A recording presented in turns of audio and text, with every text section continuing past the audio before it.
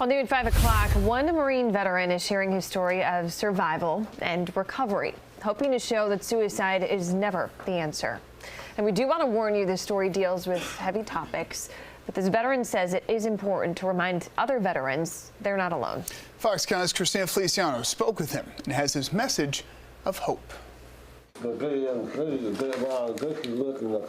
After coming home from Vietnam, Marine Corps veteran Ronald Poteet faced a different kind of battle, one many veterans know all too well.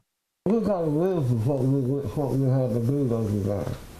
That's what I did. I know I did, because that's what I did. Because I know I did it. Ron was drafted into the Vietnam War as soon as he was old enough to fight, 18 years old.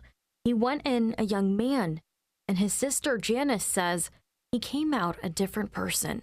Do you remember the day when Ron got back from Vietnam? I remember the family being together. I remember different things. I remember being chaotic, being good. But I do remember the 4th of July with the fireworks and him jumping over the cars and me not wondering what was going on. They didn't teach them how to deregulate themselves after wars, what he's saying. They just told us loose. Feeling isolated and hopeless, Ron attempted to take his own life at 21 years old. But the attempt failed, and that moment changed everything.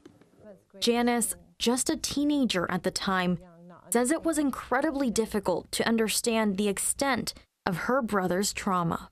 You're in school and you get pulled out and you find out your brother's totally different, and he's got 50 years of recovering. So that was a very hard time for the family, and being a teenager, as they reconstructed him, because it took a lot of work, and having people laugh and tease him, it made me a better person, because I stand up to bullies and I advocate for the ones who are being bullied and advocate for a lot of things, because I see what it's like to be there. Ron says survivor's guilt pushed him towards suicide, and wondering if his bullets ended a friend's life during one of the many chaotic gunfights of the war. We were shooting at everybody at the same time. How you know who killed? You don't. And I'm guilty, so that's all I did is punish myself. In the decades since, Ron has gotten the help he needed when he first got home. With 50 years behind us, that we got something to look forward to positive with the VAs, the mental health field, and with the post-traumatic stress, because they're recognizing you boys need help, you men need help. Ron now dedicates his life to helping other veterans, speaking out about suicide prevention. Suicide is not the way to go. Just keep yourself. And reminding everyone that a simple phone call can save a life, something he wasn't afforded when he came back from war. There was nobody there to call him that day. You never know who you'll touch when you make that call. You don't know who you'll save when you make that call. So it seems like a little thing, but it can be life-saving.